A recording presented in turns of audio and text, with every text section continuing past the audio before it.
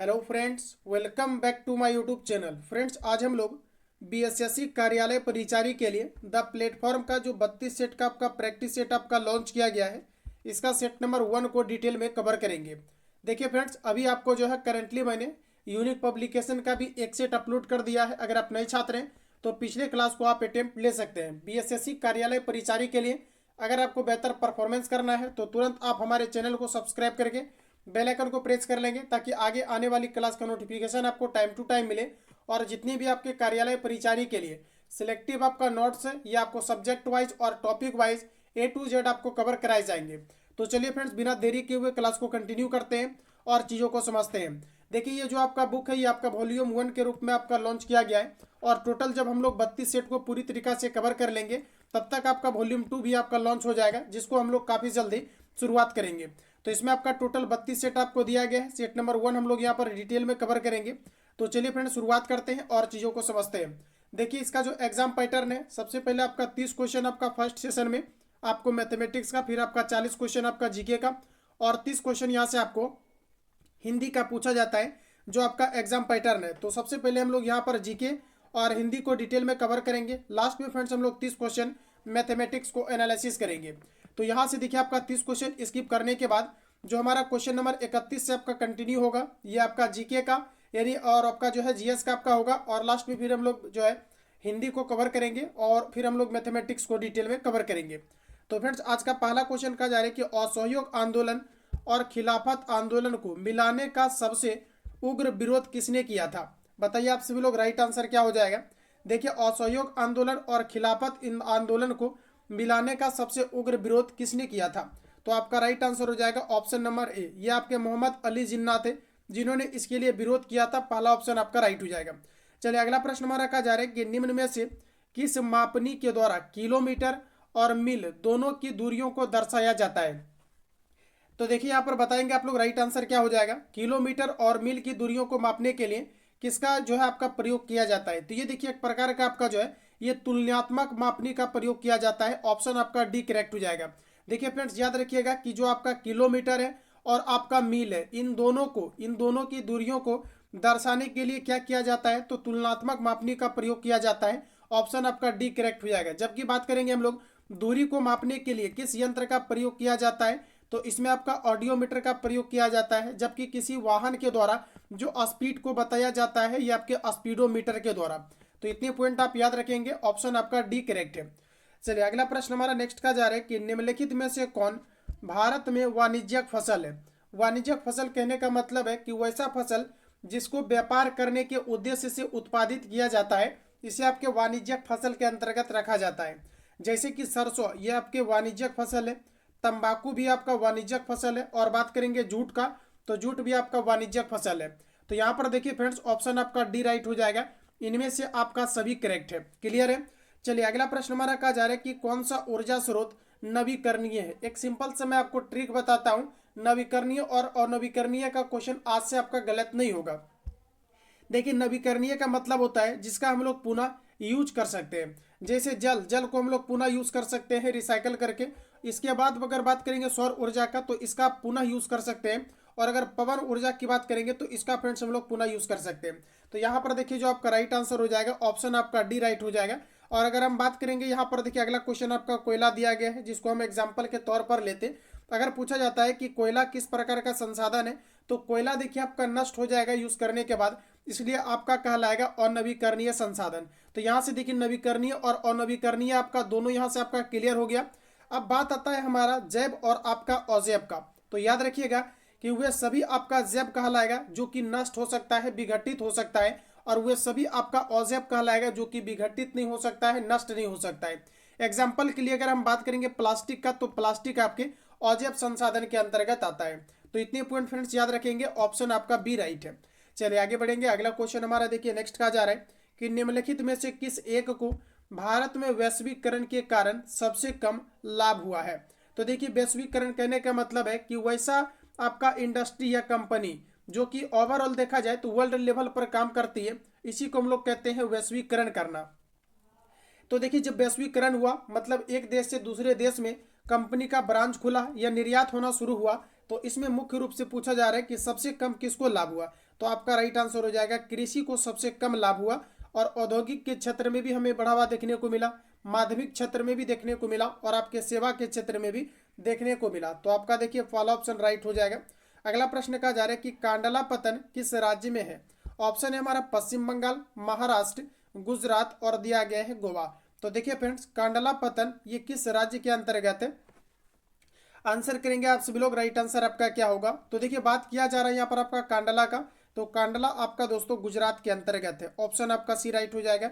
वही फ्रेंड्स बात करेंगे अगर हम लोग गिर राष्ट्रीय उद्यान कहाँ पर है, तो गुजरात के अंतर्गत है। जबकि महाराष्ट्र की बात करेंगे तो ध्यान रखिएगा महाराष्ट्र के अंतर्गत 2011 जनगणना के अकॉर्डिंग सबसे अधिक जो आपका शहर है आपका कौन सा है, सबसे अधिक आबादी वाला शहर, तो ये महाराष्ट्र की कैपिटल आपका मुंबई है। याद रखेंगे, जिन्हें की दोस्तों आपके औद्योगिक नगरी के रूप में भी जाना जाता है। और बात करेंगे अगर गोवा का, तो ध्यान रखिएगा कि भारत का सबसे छोटा राज्य गोवा है, जिनका प्रति व्यक्ति आय पूरे भारत में सबसे अधिक है। और बात करेंगे दूध सागर कहाँ पर है, तो ये आपके गोवा के अंतर्गत है। गोवा पर देखिए पुर्तगालियों ने 1510 में आपका कब्जा किया था और उसके बाद गोवा जो है 1961 तक पुर्तगालियों के अधीन बना रहा था। उसके बाद इन्हें सेंट्रल गवर्नमेंट के द्वारा पुरजोर तरीका से इनको घेराव करके जो है भारत में आपका मिला लिया गया है। अच्छा, अगला अगर बात करेंगे हम लोग पश्चिम बंगाल का, तो इससे भी जुड़ी काफ़ी सारे आपका फैक्ट है। अगर हम बात करेंगे बंगाल का विभाजन फ्रेंड्स आपका कब हुआ था, तो याद रखिएगा कि बंगाल का विभाजन हुआ था आपका 1905 में। फिर आपका मुस्लिम लीग का गठन होता है और मुस्लिम लीग का गठन होता है आपका 1906 में। अच्छा, अगर बात करेंगे पश्चिम बंगाल का, तो याद रखिएगा कि अगर पूछा जाता है कि जूट का उत्पादन सबसे अधिक कौन करता है, तो फ्रेंड्स याद रखना ये आपके पश्चिम बंगाल करता है। तो इस तरह से अगर आप डिटेल में पढ़िएगा तो मुझे नहीं लगता है कि आपके क्वेश्चन आपके छूटेंगे और आपकी तैयारी बेहतर ना हो। तो देखिए अगला हमारा दिया गया पश्चिम बंगाल, तो याद रखिएगा कि भारत में चावल का सबसे ज़्यादा उत्पादन कौन सा राज्य करता है, तो ये आपके करता है पश्चिम बंगाल। तो इतने पॉइंट आप यहाँ से अपने पेन पेपर लेकर के आप नोट डाउन करेंगे। चलिए अगला प्रश्न हमारा कहा जा रहा है कि मतगणना का कार्य कौन करता है। चलिए बताइए कि आप लोग राइट आंसर क्या हो जाएगा। देखिए फ्रेंड्स, अगर बात करेंगे मतगणना का, यानी आपको ये पूछा जा रहा है मतगणना करने का मतलब है कि जो वोटर होते हैं उनकी गणना कौन करता है, तो ये आपके चुनाव आयोग के द्वारा किया जाता है। और ये काफ़ी अभी चर्चा में भी आपका रहा है वोट चोरी को लेकर के। तो देखिए याद रखिएगा कि अगर बात करेंगे चुनाव आयोग का, तो देखिए चुनाव आयोग का वर्णन भारतीय संविधान के आर्टिकल 324 से लेकर के आपका 29 तक इसका आपका चर्चा किया गया है। तो देखिए डी ऑप्शन आपका राइट हो जाएगा। साथियों, कई बार पूछा जाता है कि मतदाता दिवस के रूप में जो है किस तिथि को सेलिब्रेट किया जाता है, तो ये आपके 25 जनवरी को आपका सेलिब्रेट किया जाता है। क्योंकि देखिए जो हमारा इलेक्शन कमीशन है इसका जो आपका स्थापना या संगठन की बात करेंगे तो 25 जनवरी 1950 को किया गया था। इस कारण से प्रत्येक वर्ष 25 जनवरी को मतदाता दिवस के रूप में आपका सेलिब्रेट किया जाता है। तो यहाँ से देखिए आपका डी ऑप्शन आपका राइट हो जाएगा। देखिए पहले भारत के अंतर्गत जो आपका उम्र सीमा था मतदान का, ये आपके 21 वर्ष था फ्रेंड्स, याद रखेंगे। आपको इसको जो है आप कर दिया गया है कितना आपका, तो ये आपके 18 वर्ष कर दिया गया है, यानी कि वे सभी व्यक्ति मतदान कर सकते हैं जिसका कि उम्र आपका 18 वर्ष हो गया है। अब देखिए जो आपका 21 वर्ष था, ये जो 18 वर्ष आपका कर दिया गया है, ये कौन से संविधान संशोधन के तहत, तो आपका होता है 61वां संविधान संशोधन, और ये आपका होता है 1800 आपका 89 में। उसके तहत क्या है कि जो मतदान की आयु को है 21 वर्ष से घटा करके आपके 18 वर्ष कर दिया गया। तो क्वेश्चन एग्जाम में आपका पूछा जाता है कि कौन सा संविधान संशोधन के तहत मतदान करने की आयु 21 वर्ष से घटा करके 18 वर्ष कर दिया गया है, तो याद रखिएगा 61वां संविधान संशोधन। और ये आपका कब हुआ था, तो आपके 1889 में आपका हुआ था। चलिए अगला प्रश्न हमारा देखिए नेक्स्ट पूछा जा रहा है कि निम्न में से कौन सा एक राजनीतिक अधिकार नहीं है। देखिए पॉलिटिकल राइट्स, मतदान करने का अधिकार आपको पॉलिटिकल राइट्स है, चुनाव लड़ने का भी अधिकार आपको पॉलिटिकल राइट्स है, किसी धर्म को स्वीकार करने का अधिकार ये आपको पॉलिटिकल राइट्स नहीं है। अगला दिया गया है कि सरकार की आलोचना करने का अधिकार, ये भी आपको जो है पॉलिटिकल आपका राइट्स है। तो यहाँ से देखिए जो आपका राइट आंसर हो जाएगा ऑप्शन आपका सी करेक्ट हो जाएगा। अच्छा फ्रेंड्स, अगर हम लोग यहाँ पर बात करें कि जो आपका किसी भी धर्म को स्वीकार करने का अधिकार है, देखिए याद रखिएगा कि जो धर्म की स्वतंत्रता का वर्णन है ये भारतीय संविधान के 25 से लेकर के अनुच्छेद आपका 28 तक इसका जो है आपका वर्णन किया गया है। यानी हर व्यक्ति अगर चाहे तो किसी भी धर्म को आप मानने के लिए बिल्कुल आप योग्य हैं, आप किसी भी धर्म को आप फॉलो कर सकते हैं, आपको कोई कुछ नहीं कर सकता है, क्योंकि ये आपको भारतीय संविधान आपको ताकत देती है। तो यहाँ से देखिए सी ऑप्शन आपका राइट हो जाएगा। देखिए फ्रेंड्स, एक छोटा सा इन्फॉर्मेशन मैं आपको दे दूं कि बीएसएससी कार्यालय परिचारी के लिए एक आपका स्पेशल आपका सेपरेट आपका बैच लॉन्च किया गया है, क्योंकि काफ़ी सारे कैंडिडेट इसके लिए अगर निश्चित रूप से आप तैयारी करना चाहते हैं और बेहतर परफॉर्मेंस के साथ आप रिजल्ट लेना चाहते हैं तो इसके अंतर्गत आप ज्वाइन कर सकते हैं। विशेषताएं ये है कि इसके अंतर्गत एक आपको डेली मॉर्निंग में 11 बजे क्लास अपलोड होता है और एक आपका शाम के 7 बजे अपलोड होता है, जिसमें कि 7 बजे वाला आपको लाइव फॉर्म में आपको चलाए जा रहे हैं। देखिए अगर बात करें तो इसमें आपको डेली एक आपको फुल आपको टेस्ट मिलेगा। देखिए 11 बजे के पहले ही आपको टेस्ट का PDF मिल जाएगा 100 क्वेश्चन का, आप उसको लगा करके रेडी रहेंगे। फिर जैसे ही आपका टाइम होता है तो आपका डिस्कशन का क्लास होगा और डिस्कशन का जब आपका क्लास हो जाता है तो उसी 100 PDF का जो आंसर PDF है ये आपको रिवीजन के लिए आपको जो है क्लास एंड होने के बाद आपको आंसर टिक करके मिल जाता है, ताकि आपको दोबारा से क्लास न करना पड़े और आप प्रॉपर तरीका से उस PDF को रिवीजन आप कर पाए। सेम उसी तरह से आपको शाम में चलता है। इसके अंतर्गत देखिए आपको टोटल जो आपका एग्जाम पैटर्न है ये पूरी तरीका से आपका 10th बेसिस है। इस कारण से इसमें आपको जो है जितने भी क्वेश्चंस का कलेक्शन है A to Z आपका नोट्स ये बिल्कुल आपका निचोड़ तरीका से प्रोवाइड किया जा रहा है। अगर आप पूरा नोट्स को पढ़ लेंगे तो यकीनन कि आप दोस्तों एग्जाम में क्वालिफाई कर लेंगे। देखिए पटना में चल रहे सभी संस्थान का A to Z यहाँ पर आपको क्लास नोट्स आपको प्रोवाइड किया जा रहा है। साथ ही साथ आपको टेस्ट सीरीज मिलेगा, सब्जेक्ट वाइज आपको नोट्स मिलेगा। तो इसमें क्या है कि आपको पूरी तरीका से तैयारी हो जाएगी। इसके अलावा इसमें जो रिवीजन PDF है ये मैं बार बार हाईलाइट करता हूँ, ये आपको आंसर टिक करके मिलेगा, जिसके कारण से टेस्ट या प्रैक्टिस सेट आपको अलग से निकलवाने की आवश्यकता नहीं होगी। तो पैसा आपको बर्बाद करने से बच जाएगा। आप डायरेक्टली क्या है कि आंसर टिक करके मिल जाएगा तो तुरंत आप मोबाइल निकालेंगे, इसको रिवीजन कर लेंगे। तो ये सारी चीज़ें इसके अंतर्गत आपको जो है प्रोवाइड किया जाएगा। साथ ही साथ इसके अंतर्गत क्या है कि जो आपका फी ओनली आपका 99 है। बैच आपका 2 दिन से चल रहा है। इसमें अभी देखिए आपका खान सर का भी बुक आपका शुरुआत हो गया है, जिसमें कि 3 सेट आपका निकल गया है इनका। आप इसमें जब अभी भी जुड़ेंगे तो इसका जो पिछला क्लास है वो आपका डाला हुआ है, आप पिछले क्लास को भी अटेम्प्ट ले सकते हैं। और यूनिक पब्लिकेशन का भी 3 सेट निकल गया है। प्लेटफॉर्म का एक सीट जो आपका चल रहा है यही आपका है, ठीक है। तो आप पेड बैच के साथ एनरोल कर सकते हैं। और देखिए इसमें क्या है कि आपका जो इस नंबर पे कॉल या SMS करके आप डायरेक्टली हमारे से बात कर सकते हैं। उसके बाद आपको 99 आपको पेमेंट करना है और इसके अंतर्गत आपको एनरोल होना है। अपकमिंग जितने भी आपका बुक है ये टोटल आपको प्रोवाइड किया जाएगा। अलग से आपको किसी भी तरह की बुक खरीदने की आपको आवश्यकता नहीं होगी। तो देखिए फ्रेंड्स अगला क्वेश्चन हमारा देखिए नेक्स्ट का जा रहा है, क्वेश्चन नंबर 40 है। का जा रहा है कि कौन सा कदम लोकतांत्रिक सुधार का सूचक है। लोकतांत्रिक सुधार का सूचक बताएंगे आप लोग, राइट आंसर क्या होगा। तो इसका देखिए आपका सही आंसर होगा ऑप्शन आपका डी, पंचायती राज व्यवस्था। पंचायती राज व्यवस्था को सबसे पहले आपका 1959 में राजस्थान के नागौर जिला में लागू किया गया था। लेकिन पंचायती राज व्यवस्था को जो 73वां संविधान स्वरूप होता है, यानी 73वां संविधान जब संशोधन होता है 1992 में आपका, तब पंचायती राज व्यवस्था को एक संवैधानिक स्वरूप मिला और सर्वप्रथम इसे राजस्थान के नागौर जिला में आपका लागू किया गया। अच्छा अगर बात करेंगे पंचायती राज व्यवस्था को तो ये आपका त्रिस्तरीय है, जिसमें कि ग्राम पंचायत, पंचायत समिति और आपके जिला परिषद आते हैं। वही फ्रेंड्स अगर बात करेंगे पंचायती राज व्यवस्था का तो ये आपके राज्य सूची का विषय है। तो इतने पॉइंट आप यहां से याद रखेंगे।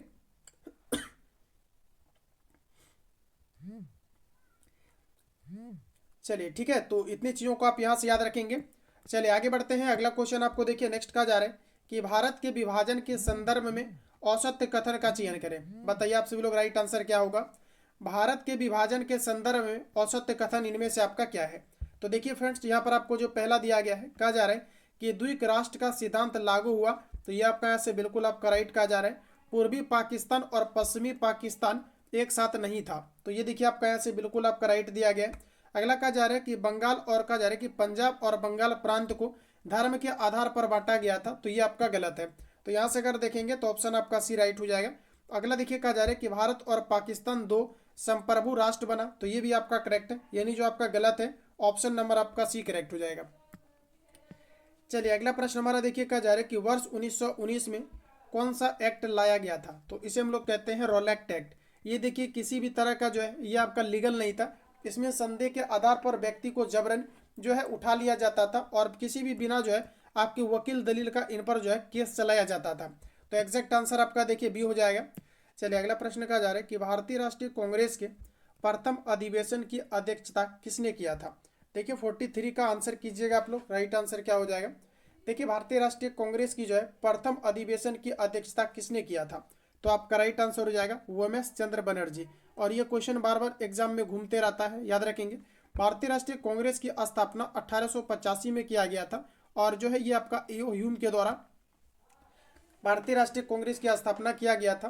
और भारतीय राष्ट्रीय कांग्रेस के जो स्थापना होती है ये लॉर्ड डफरिन के शासनकाल में होती है और भारतीय राष्ट्रीय कांग्रेस का पहला अधिवेशन आपके मुंबई के अंतर्गत होता है। अब 2 पॉइंट और मैं इसमें ऐड कर रहा हूं कि भारतीय राष्ट्रीय कांग्रेस की पहली महिला अध्यक्ष बनी थी आपका एनी बेसेंट और भारतीय राष्ट्रीय कांग्रेस की पहली महिला भारतीय अध्यक्ष कौन बनी थी, तो ये बनी थी सरोजिनी नायडू। इतने पॉइंट याद रखिएगा, ऑप्शन डी राइट है। अगला प्रश्न कहा जा रहा है कि फॉरवर्ड ब्लॉक की स्थापना किसने किया था, ये आपको बताना है। चलिए आंसर बताएंगे दोस्तों आप लोग। राइट आंसर क्या हो जाएगा, देखिए फॉरवर्ड ब्लॉक की स्थापना जो है ये किनके द्वारा किया गया था, ये आपको बताना है। तो देखिए हमारा राइट आंसर हो जाएगा यहाँ पर फॉरवर्ड ब्लॉक की स्थापना सुभाष चंद्र बोस के द्वारा किया गया था और सुभाष चंद्र बोस के द्वारा फॉरवर्ड ब्लॉक की स्थापना 1949 में किया गया था। यहाँ पर देखिए आपका गलत हो गया, यहाँ पर आपका जो राइट आंसर हो जाएगा 1949 में फॉरवर्ड ब्लॉक की स्थापना किया गया था। अगला प्रश्न कहा जा रहा है कि दोहा राजधानी है। चलिए 45 का आप लोग आंसर करेंगे। तो दोहा देखिए आपका कतर की राजधानी है, ऑप्शन नंबर आपका डी राइट होगा। देखिए अगर बात करेंगे साथियों आपका सीरिया की राजधानी क्या है, तो याद रखिएगा सीरिया की राजधानी आपका दशमिक है। सीरिया की राजधानी दशमिक है और सीरिया की मुद्रा आपकी पाउंड है। अगर हम बात करेंगे यहाँ पर आपका ओनाम का, तो याद रखिएगा कि ओनाम की जो राजधानी है ये आपका मस्कट है और यहाँ की मुद्रा आपका रियाल है। और अगर बात करेंगे हम लोग तुर्की का, तो इसकी राजधानी आपका अंकारा है और इसकी मुद्रा आपका लीरा है। तो इतने पॉइंट आप यहाँ से याद रखेंगे। चलिए आगे बढ़ेंगे। अगला क्वेश्चन हमारा देखिए कुछ इस प्रकार से है। प्रश्न का जा रहा है कि सूक्ष्म वृत्त के संदर्भ में SHG में S क्या दर्शाता है। चलिए बताइए आप लोग राइट आंसर क्या है यहाँ पर आपका। तो देखिए SHG का मतलब होता है self help group. Self help group होता है जिसमें कि 10 से 20 सदस्यों का जो है महिलाओं का एक ग्रुप होता है जिसे कि आपका SHG बोला जाता है, सेल्फ हेल्प ग्रुप, या इसको जो है स्वयं सहायता समूह भी कहा जाता है। अभी आप देखेंगे तो काफ़ी जो है मैक्सिमम गांव में बिहार में चल रहा है स्वयं सहायता समूह। इसमें 10 से लेकर के 20 व्यक्तियों का एक समूह होता है और इसका मतलब होता है जो आपका SHG होता है सेल्फ हेल्प ग्रुप। तो यहाँ पर देखिए आपको एस का पूछा गया है तो इसका हो जाएगा यहाँ पर आपका सेल्फ। अगला प्रश्न हमारा देखिए नेक्स्ट का जा रहा है कि निम्नलिखित में से किस अधिनियम के बाद भारत ब्रिटिश ताज के नाम से शासित होने लगा। तो देखिए भारत जो है आपका भारत शासन अधिनियम 1858 के तहत जो है भारत ब्रिटिश ताज के नाम से जो है शासित होने लगा। तो एग्जैक्ट आंसर आपका सी है। चलिए आगे बढ़ेंगे। अगला क्वेश्चन का जा रहा है कि निम्नलिखित में से किस आयु वर्ग को भारत में कार्यशील जनसंख्या या कार्यशील आयु माना जाता है। तो देखिए 15 से 59 वर्ष तक माना जाता है। डी ऑप्शन आपका राइट है। वही फ्रेंड्स अगर बात करें तो याद रखेंगे कि 14 से कम उम्र के बच्चों को जो है किसी भी जोखिम भरे कल कारखाने में नहीं लगाया जा सकता है, जिसका वर्णन भारतीय संविधान के आर्टिकल 24 के अंतर्गत दिया गया है। एक पॉइंट और याद रखेंगे कि 6 से लेकर के 14 वर्ष बच्चों के लिए अनिवार्य शिक्षा का प्रावधान ये भारतीय संविधान के आर्टिकल 21 के अंतर्गत इसका वर्णन किया गया है। तो इतने पॉइंट आप याद रखेंगे, ऑप्शन आपका डी सही है। चलिए अगला क्वेश्चन देखिए नेक्स्ट हमारा पूछा जा रहा है कि फरवरी 1947 में लॉर्ड बेबेल के स्थान पर भारत का वायसराय किसे नियुक्त किया गया। तो देखिए लॉर्ड बेबेल के स्थान पर भारत के जो वायसराय बने थे आपके, ये बने थे आपके लॉर्ड माउंटबेटन। सी ऑप्शन आपका राइट है। हर साल हॉर्नबिल महोत्सव निम्नलिखित में से किस राज्य में मनाया जाता है। हॉर्नबिल महोत्सव हर साल मनता है और ये मनाया जाता है आपका किस राज्य में। तो आपका देखिए सही आंसर हो जाएगा आपका नागालैंड में मनाया जाता है। ऑप्शन आपका डी राइट होगा। और बात करेंगे अगर नागालैंड का, तो याद रखेंगे कि नागालैंड की जो ऑफिशियल लैंग्वेज है ये आपका इंग्लिश है और नागालैंड में जनसंख्या घनत्व जनसंख्या जो दर है ये आपका ऋणात्मक देखी गई है। एकमात्र नागालैंड है जहाँ की जनसंख्या दर ऋणात्मक देखी गई है। तो आपका देखिए सी ऑप्शन राइट हो जाएगा। चलिए अगला प्रश्न हमारा देखिए कहा जा रहा है कि 1976 में अनुच्छेद 51A के तहत भारतीय संविधान के किस भाग में मौलिक कर्तव्य शामिल किया गया है। चलिए आंसर करेंगे आप लोग। राइट आंसर क्या होगा। तो देखिए फ्रेंड्स ऑप्शन नंबर आपका बी राइट हो जाएगा। मौलिक कर्तव्य जो शामिल हुआ है ये भारतीय संविधान के जो है आपका भाग 4 में आपका 4A में हुआ है। और याद रखेंगे कि जो मौलिक कर्तव्य का वर्णन है भारतीय संविधान के आर्टिकल 36 से लेकर के आपका 51 तक इसका वर्णन किया गया है। तो देखिए आपका एग्जैक्ट आंसर यहाँ से आपका बी राइट हो जाएगा। चलिए आगे का क्वेश्चन देखिए नेक्स्ट हमारा कहा जा रहा है कि नरेगा यानी राष्ट्रीय ग्रामीण रोजगार गारंटी अधिनियम जिसका गठन 2005 में हुआ है ने भारत के कई जिलों में एक वर्ष में डैश दिनों तक रोजगार की गारंटी दी। ये क्वेश्चन बार बार आपका एग्जाम में घूमते रहता है, याद कर लीजिए। ऑप्शन आपका बी राइट हो जाएगा। मनरेगा के तहत 100 दिनों की गारंटी लिया जाता है रोजगार को लेकर के। अगला प्रश्न कहा जा रहा है कि भारत ने किस देश से जूट उत्पादों के भूमि मार्ग आयात पर रोक लगा दिया है। तो अभी देखिए बांग्लादेश के साथ भारत ने जो है रोक लगा दिया है। और देखिए भारत की जो है वेस्ट बंगाल में जूट का सबसे ज़्यादा उत्पादन किया जाता है। अगला प्रश्न हमारा कहा जा रहा है कि हाल ही में किस राज्य के जंगलों में दुर्लभ ब्लू पिंग दिया गया है कि आपका पिंगगिल मशरूम की खोज किया गया है। तो अभी फ्रेंड्स देखिए करेंटली अगर आप देखेंगे तो ये कहाँ पर किया गया है, आपको याद रखना है कहाँ पर किया गया है, आंसर लगाइए पहले। तो एग्जैक्ट जो हमारा आंसर होगा friends option number A right होगा। ये आपके तेलंगाना के अंतर्गत आपका किया गया है। अच्छा अगर बात करेंगे तेलंगाना का तो याद रखिएगा कि भारत का जो है ये लास्ट राज्य कौन सा बना था, तो आपका तेलंगाना बना है। और तेलंगाना का जो गठन है ये आपका 2014 में हुआ है, आंध्र प्रदेश से आपका कट करके। वर्तमान में देखिए जम्मू कश्मीर के साथ जब छेड़छाड़ हुआ, यानी आपको जो है उसका खत्म किया गया, मतलब दो भागों में जब बांटा गया जम्मू कश्मीर को, तो यहाँ पर अभी टोटल वर्तमान में कितने राज्य हो जाएंगे, तो 8 आपका राज्य हो जाएगा और 8 आपका जो है केंद्र शासित प्रदेश हो जाएगा। तो इतना पॉइंट आप याद रखिएगा, ऑप्शन आपका ए करेक्ट है। चलिए अगला क्वेश्चन देखिए, नेक्स्ट हमारा कहा जा रहा है कि जोमेटो ने किसे अपना ब्रांड एम्बेसडर बनाया है। तो देखिए आपका बनाया है शाहरुख खान को।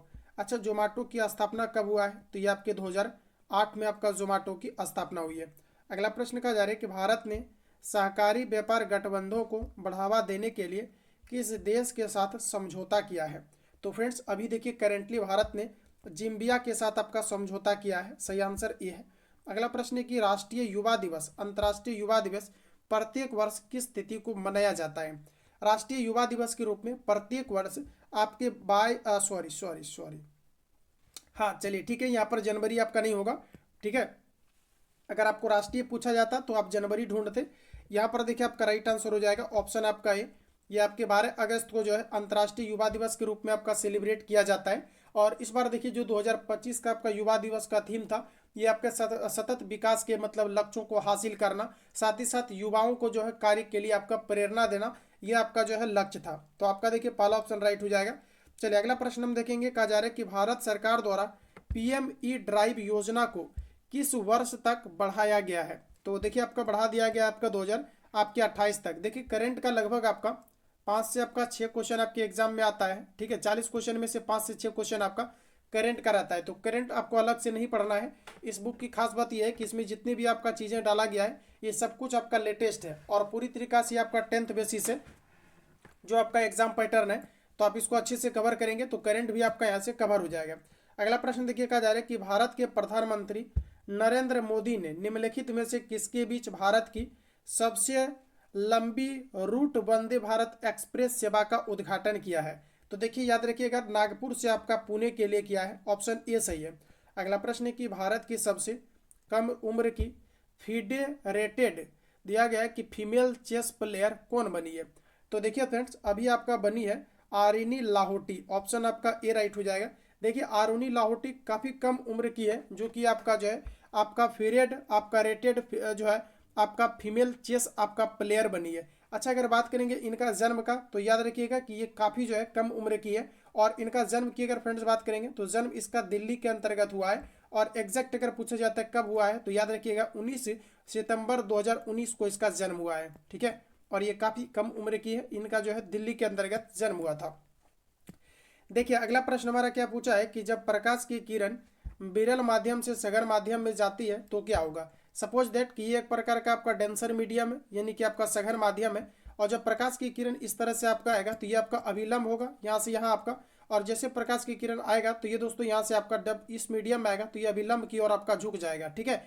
तो यहाँ पर आपका राइट आंसर हो जाएगा ऑप्शन आपका बी, ये आपके अभिलंब की ओर आपका झुक जाएगा।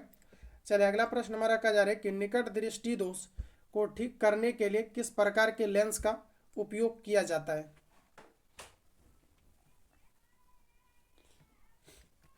चलिए आंसर लगाइए आप लोग, राइट आंसर क्या होगा। निकट दृष्टि दोष के लिए फ्रेंड्स आपका अवतल लेंस का प्रयोग किया जाता है जिसका क्षमता आपका निगेटिव होता है। और दूर दृष्टि दोष के लिए आपका उत्तल लेंस का प्रयोग किया जाता है जिसका क्षमता आपका पॉजिटिव होता है। तो याद रखिएगा एग्जाम में पूछा जाता है उत्तल लेंस की क्षमता निगेटिव होगा या पॉजिटिव, तो याद रखिएगा इसका जो है पॉजिटिव होता है, जबकि अवतल लेंस की क्षमता आपका निगेटिव होता है। चलिए अगला क्वेश्चन का जा रहा है कि विद्युत प्रतिरोध इलेक्ट्रिकल रेसिस्टेंस का एसआई मात्रा क्या है। तो देखिए इलेक्ट्रिकल जो रेसिस्टेंस है इसका मात्रक आपका ओम होता है।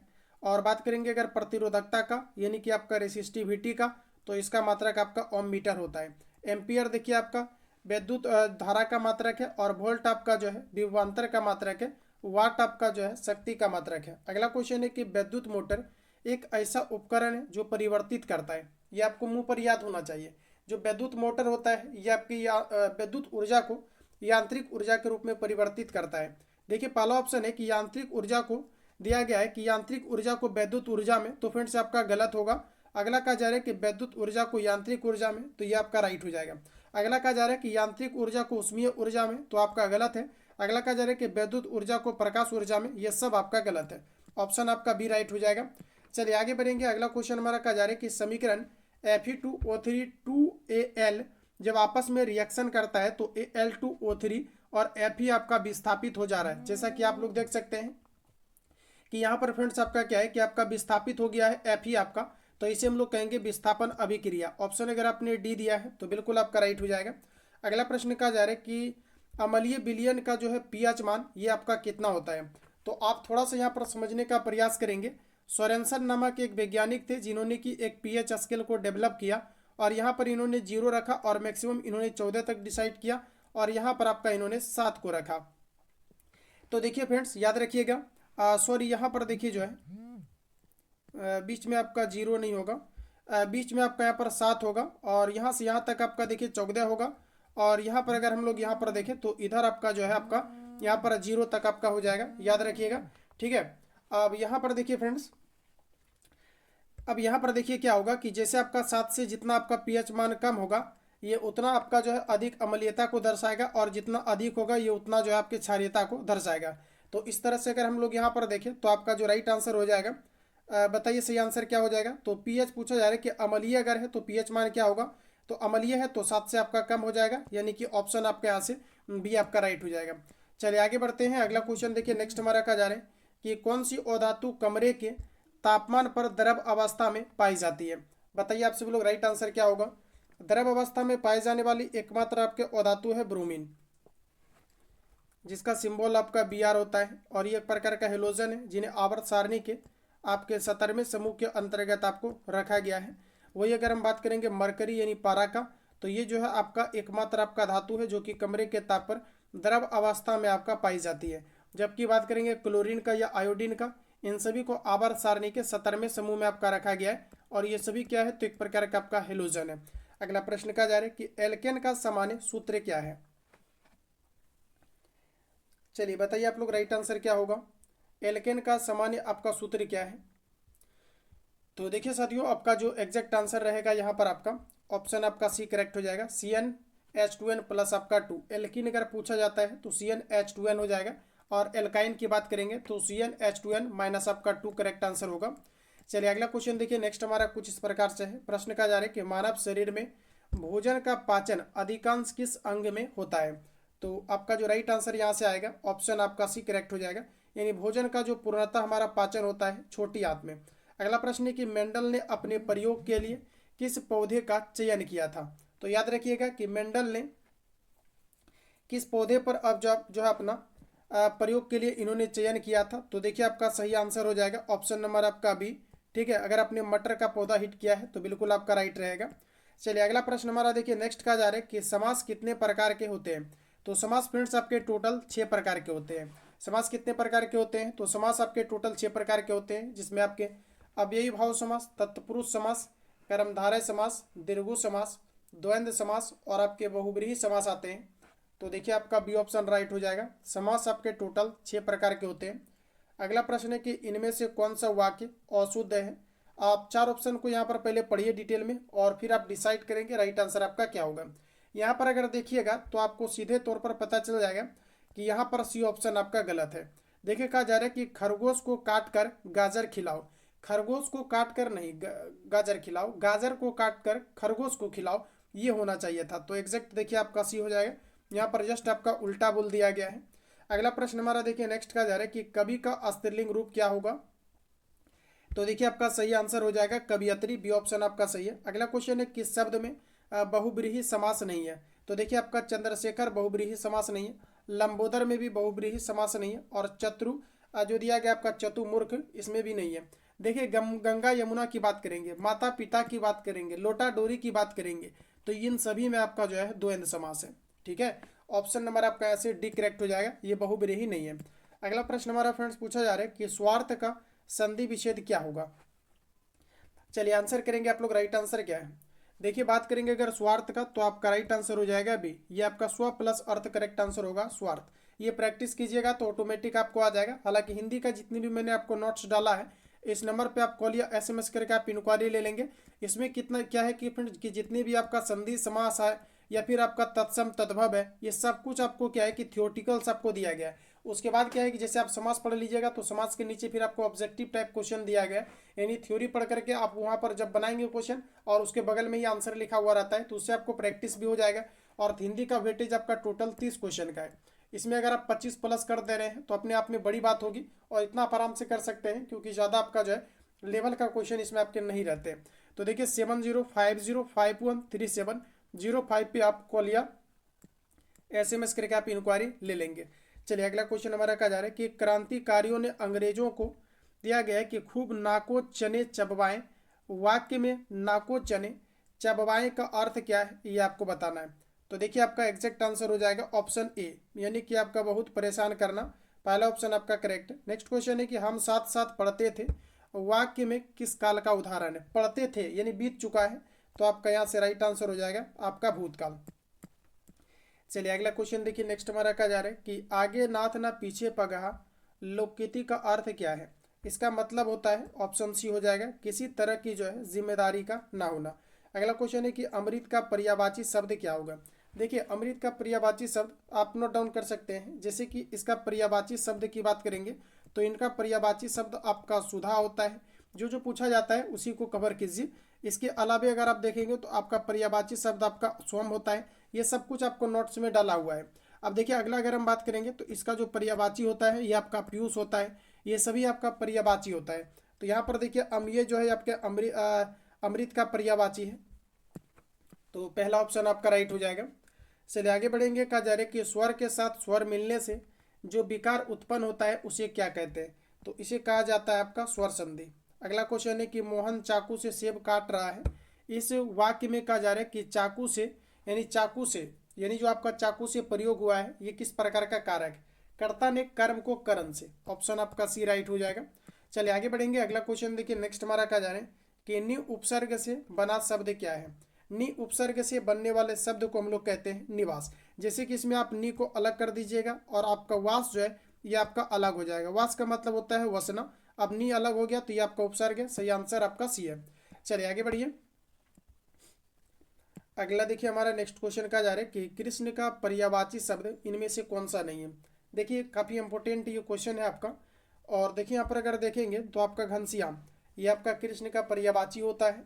अगला दिया गया केशव कृष्ण का पर्यायवाची, और मुरारी भी कृष्ण का पर्यायवाची है, मदन नहीं है। इसलिए जो आपका राइट आंसर होगा ऑप्शन नंबर आपका सी करेक्ट होगा। अगला प्रश्न कहा जा रहा है कि जो अतिथि का सत्कार ना करे उसे आप क्या कहेंगे।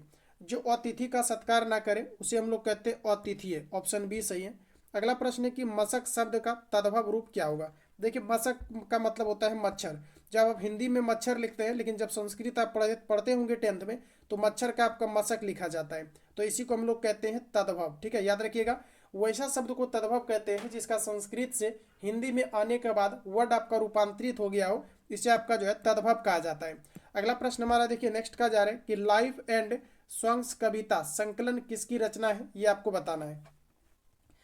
चलिए तो देखिए आपका एग्जैक्ट आंसर हो जाएगा ये आपका रेनर मारिया सिल्के का है। ठीक है, लाइफ एंड सॉन्ग्स कविता किसके द्वारा संकलित किया गया है, तो आपका रेनर मारिया सिल्के के द्वारा। सही आंसर सी है। अगला प्रश्न है कि इनमें से सर्वनाम शब्द कौन सा है। देखिए फ्रेंड्स आपका एग्जैक्ट आंसर हो जाएगा कौन। देखिए एक प्रकार का प्रश्नवाचक सर्वनाम का उदाहरण है, और यहाँ पर जो आपको सफाई दिया गया है नहीं होगा, रोग भी नहीं होगा, और आपका नींद भी नहीं होगा। देखिए सर्वनाम हम लोग उसको कहते हैं जो किसी संज्ञा के बदले आता है। जैसे मान लेते हैं कि राम जो है ये एक प्रकार का संज्ञा है, लेकिन राम के बदला अगर यहाँ पर हम लोग वह का यूज़ करें, ठीक है, तो ये आपका क्या कहलाएगा, आपका सर्वनाम कहलाएगा। अगला क्वेश्चन कहा जा रहा है कि इनमें से कौन सा आपका शुद्ध शब्द है, तो आपका राइट आंसर ए होगा। बाकी तीन ऑप्शन यहाँ से आपका गलत है। चलिए आगे बढ़ेंगे। अगला क्वेश्चन देखिए, नेक्स्ट आपको पूछा है कि अनामिका के रचनाकार कौन है। इंपॉर्टेंट है, हिंदी का आपका 3 से 4 क्वेश्चन केवल आपका कहानी से आपका आएगा। इसमें भी आपका सिलेबस फिक्स है, जैसे आपका 10th में होता है उसी तरह से इसमें भी आपका फिक्स है, बस प्रैक्टिस आपको होना चाहिए काफ़ी ज़्यादा। देखिए आपला यहाँ पर राइट आंसर हो जाएगा अनामिका जो है ये आपका सूर्यकांत त्रिपाठी निराला का है, पहला ऑप्शन आपका राइट। अगला प्रश्न है कि इनमें से कौन सी भाववाचक संज्ञा क्रिया से नहीं बनी है। तो देखिए फ्रेंड्स, आपको दिया गया पढ़ाई, तो पढ़ाई जो आपको दिया गया है ये आपके भाववाचक संज्ञा क्रिया से बनी है। लड़ाई भी बनी है, भलाई नहीं बनी है बल्कि कमाई बनी है। तो एग्जैक्ट आंसर आपका यहाँ से सी राइट होगा। अगला प्रश्न है कि द्विज का अनेकार्थी शब्द क्या होगा। 91 का आंसर कीजिए। तो आपका सही आंसर हो जाएगा यहाँ पर आपका दांत, बी ऑप्शन आपका राइट है। चलिए अगला क्वेश्चन देखेंगे। नेक्स्ट हमारा कहा जा रहा है कि इनमें से कौन सा घोटक शब्द क्या है। कहा जा रहा है कि इनमें से घोटक शब्द क्या है ये आपको बताना है। तो देखिए घोटक क्या होगा, तत्सम होगा या फिर आपका तद्भव होगा। तो देखिए घोड़ा को ही घोटक कहा जाता है, तो ये आपका तद्भव होगा, बी आपका सही है। अगला प्रश्न, क्योंकि संस्कृत में आपको जो है घोड़ा का घोटक बोला जाता है, लेकिन हिंदी में इसको घोड़ा बोला जाता है। जब रूप बदल जाएगा तो तद्भव कहलाएगा। सर्वनाम का जा रहा है कि भेद इनमें से कौन सा नहीं है। सर्वनाम के टोटल आपके 6 भेद होते हैं, जिसमें कि आपको दिया गया है प्रश्नवाचक सर्वनाम होता है, निजवाचक होता है और एक आपका संबंधवाचक सर्वनाम होता है। देखिए फ्रेंड्स, ये डिटेल में आपको नोट्स में डाला हुआ है। प्रश्नवाचक सर्वनाम में क्या होता है कि सवाल पूछा जाता है, कहाँ गए थे, क्यों गए थे। तो जब सवाल पूछा जाता है तो प्रश्नवाचक सर्वनाम। निजवाचक सर्वनाम, जिस शब्द का हम लोग खुद के लिए प्रयोग करते हैं, निजवाचक सर्वनाम। और संबंधवाचक सर्वनाम, जैसे हम बोलेंगे यह जो है आपका पेन है जो कि आपका राम का है, यह पेन जो राम का है। तो जो होता है ये संबंध बताता है, इसलिए यहाँ पर जो आपका जो होगा ये संबंध को बताने का काम करेगा, तो ये भी आपका सर्वनाम कहलाएगा। लेकिन जो यहाँ पर दिया गया गुणवाचक, ये एक प्रकार का विशेषण है। जो शब्द किसी वस्तु या व्यक्ति के गुण या विशेषता को बताता है उसे विशेषण कहते हैं, और गुणवाचक जो है एक प्रकार का विशेषण है। अगला प्रश्न कहा जा रहा है कि घास फूस में किस प्रकार का समास है। तो देखिए घास फूस में किस प्रकार का समास है, ऑप्शन नंबर बी सही है। इसमें आपका द्वंद्व समास है, बी आपका करेक्ट होगा। चलिए आगे बढ़ेंगे। नेक्स्ट क्वेश्चन है, कहा जा रहा है कि राम किताब पढ़ता है, इस वाक्य में किस प्रकार का वाच्य का प्रकार है। राम किताब पढ़ता है, इसमें सही आंसर हो जाएगा ऑप्शन सी, क्योंकि किताब पढ़ना एक प्रकार का काम है और ये आपका कहलाएगा कृतवाच्य। चलिए यहाँ से देखिए आपको जो 96 से आपको फ्रेंड्स क्वेश्चन दिया गया है, इसको देखिए आपको खुद से पढ़ाना है। आपको गद्यांश को, ये जो आपको पैसेज दिया गया है इसको आप पढ़िएगा और इसका आंसर कीजिएगा। इसका स्क्रीनशॉट ले लीजिए। यहाँ से देखिए हम आपको आंसर करा देते हैं 96 का। फ्रेंड्स अगर आप आगे के सभी सेट को आप लगाना चाहते हैं तो आप चैनल को सब्सक्राइब कर लीजिएगा। द आपका जो है जीएस पॉइंट करके जो आप चैनल पर चल रहा है आपका, इसको आप सब्सक्राइब कर लेंगे। इस पर आपको टोटल प्लेटफॉर्म आपको कराया जाएगा, साथ ही साथ लेटेस्ट एडिशन। देखिए कहा जा रहा है कि धनिया की चिंता का कारण क्या था। तो ये आप पढ़िए, जब इसको पढ़िएगा तो इसका राइट आंसर आ जाएगा ऑप्शन सी। आपका सही आंसर होगा कि होरी के निशाना भरे शब्द, ठीक है, ऑप्शन आपका सी राइट हो जाएगा। अगला देखिए जो आपका 97 का आपका सही आंसर आएगा बनाने के बाद, इसका बी आ जाएगा। तो आप लोग इसको सॉल्व करेंगे।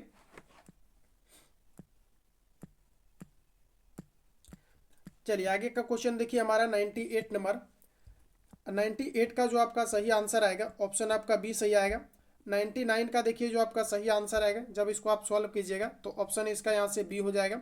अब देखिए यहाँ पर क्वेश्चन नंबर जो हमारा 100 है, इसका यहाँ से पहला ऑप्शन आपका राइट हो जाएगा। तो इस तरह से फ्रेंड्स आपका पूरा 100 क्वेश्चन आपका कंप्लीट होता है। Sorry 70 question. 30 जो मैंने यहाँ पर स्किप किया हुआ मैथमेटिक्स का, इसका अलग से आपका सेशन चल रहा है, ठीक है। कल आपका चला था, आज आपका मैथमेटिक्स का क्लास नहीं हो पाएगा। काफ़ी जल्दी जो है मैथमेटिक्स के भी क्वेश्चंस को आपको डिटेल में कवर कराया जाएगा। बाकी किसी प्रकार का डाउट या संशय हो तो कमेंट बॉक्स में अपना फीडबैक देंगे। चैनल पर नहीं है तो सब्सक्राइब कर लेंगे, ताकि अगला आने वाली क्लास का नोटिफिकेशन आपको टाइम टू टाइम मिले। मिलते हैं नेक्स्ट क्लास में, तब तक के लिए जय हिंद।